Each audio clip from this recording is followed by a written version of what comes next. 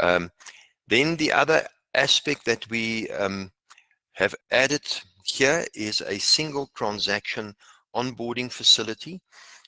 Don't be concerned if you, for instance, log in and you select a single transaction onboarding instead of going to the search function, which is what most of us are used to. And if you select single transaction onboarding, you might get a message that tells you that there are configuration issues. That is simply because we will not have activated that for you. Single transaction onboarding is typically applicable if you sell a house and you're not engaging the client on an ongoing business relationship, or if you're an attorney and you do a simple bond cancellation or transfer or something like that, and there is no expectation of you to carry on. So the way that this entire bit works is a little bit different. If it's enabled for you, you have to engage us to activate it for you, because the pricing structure here is different. The first and most important thing is that the system is not going to perform re-verification. So it's not going to maintain the data for you, because you have no legal obligation to do so.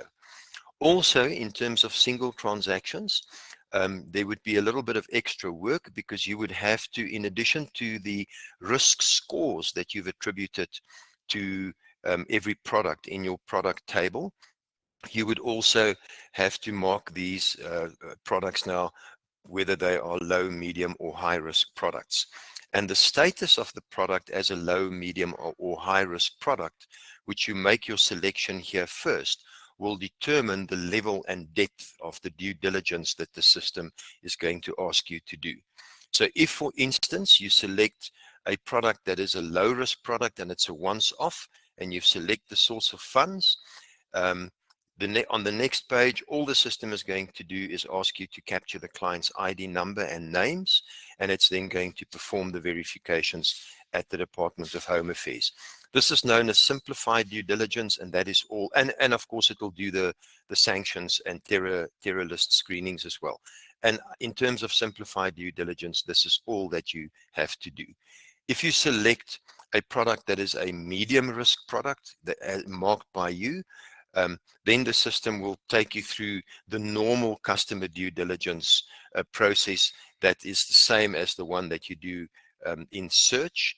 And then if you select a high risk product, then the system, in addition to taking you through the normal customer due diligence, is going to also perform a bank account verification on the client, and is going to automatically do a PEP screen. You are billed for this on a specified invoice at the end of each month based on each transaction.